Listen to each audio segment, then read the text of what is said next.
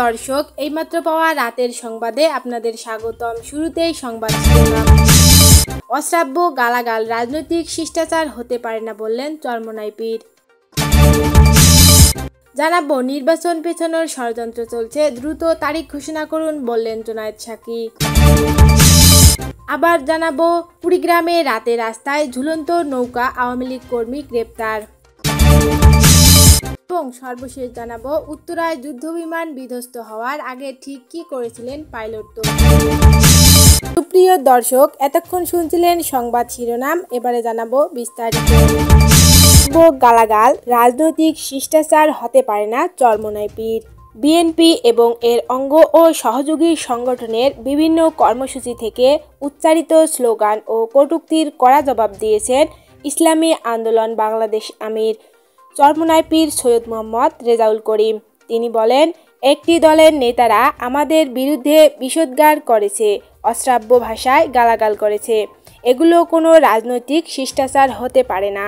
ইসলামী যুব আন্দোলনের নবম প্রতিষ্ঠাবার্ষিকী উপলক্ষে আয়োজিত সমাবেশে প্রধান অতিথির বক্তব্যে চরমোনাই পীর একথা বলেন। তিনি বলেন, চাঁদাবাজি বন্ধ করতে বললে যদি গালাগাল করে তাহলে তাদের চরিত্র যে কতটা নোংরা হয়ে গেছে সহজেই অনুমেয়। জুলাই চেতনার বাস্তবায়ন, গণহত্যার বিচার, শহীদ পরিবারের পুনর্বাসন এবং বৈষম্যহীন ইনসাফ ভিত্তিক কল্যাণ রাষ্ট্র গড়ার দাবিতে বাইতুল মোকাররম জাতীয় মসজিদের উত্তর ফটকে এ সমাবেশের আয়োজন করা হয়। সমাবেশে অন্য নেতারাও বিএনপির সমালোচনা করেন।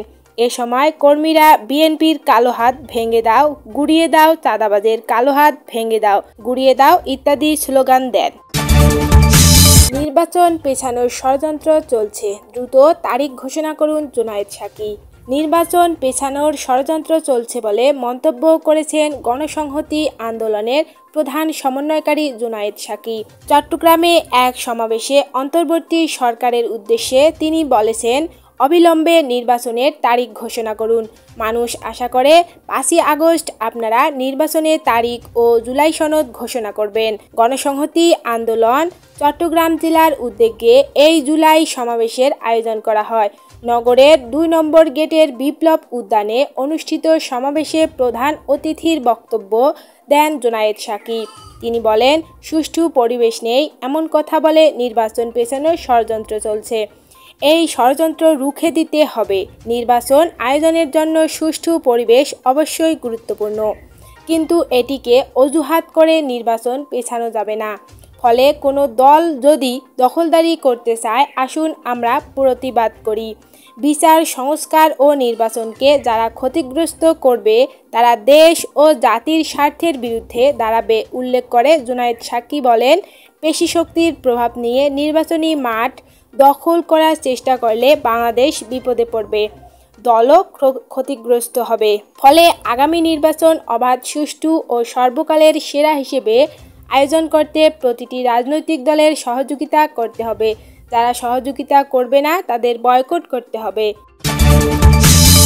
কুড়িগ্রামে রাতে রাস্তায় ঝুলন্ত নৌকা, আওয়ামী লীগ কর্মী গ্রেপ্তার। কুড়িগ্রামের ভুরুঙ্গামারীতে বাঁশ ও কাপড় দিয়ে তৈরি একটি প্রতীকী নৌকা রাতের আধারে রাস্তায় ঝোলানোর পর আব্দুল বারী নামের আওয়ামী লীগের এক কর্মীকে গ্রেপ্তার করেছে পুলিশ ও স্থানীয় সূত্রে জানা যায়, বৃহস্পতিবার দিবাগত রাতে উপজেলার পাইকেরছড়া ইউনিয়নের কুড়ারপাড় বাজার সংলগ্ন এক মোড়ে একটি প্রতীকী নৌকা রাস্তার ওপর ঝুলিয়ে দেন স্থানীয় 2 ব্যক্তি। নৌকার সঙ্গে ডিজিটাল প্রিন্ট করা একটি ব্যানারও লাগানো ছিল, যেখানে লেখা ছিল জয় বাংলা, জয় বঙ্গবন্ধু। ব্যানারে ওই 2 ব্যক্তির ছবিও ছিল। শুক্রবার সকালে ঘটনাটি নজরে আসার পর স্থানীয় লোকজন থানায় খবর দেন। পরে পুলিশ ঘটনাস্থলে গিয়ে নৌকাটি জব্দ করে এবং ছবি দেখে আব্দুল বারীকে গ্রেপ্তার করে। উত্তরায় যুদ্ধবিমান বিধ্বস্ত হওয়ার আগে ঠিক কি করেছিলেন pilot Tauqir. Flight lieutenant Tauqir ইসলামের মিশনটা ছিল এরকম যে সে রানওয়ের ওপর 15 থেকে 20 মিনিট ম্যাক্সিমাম ফ্লাই করবে। ছোট্ট একটা মিশন, যেহেতু এটা ছিল তার প্রথম সোলো বা একক ফ্লাইট।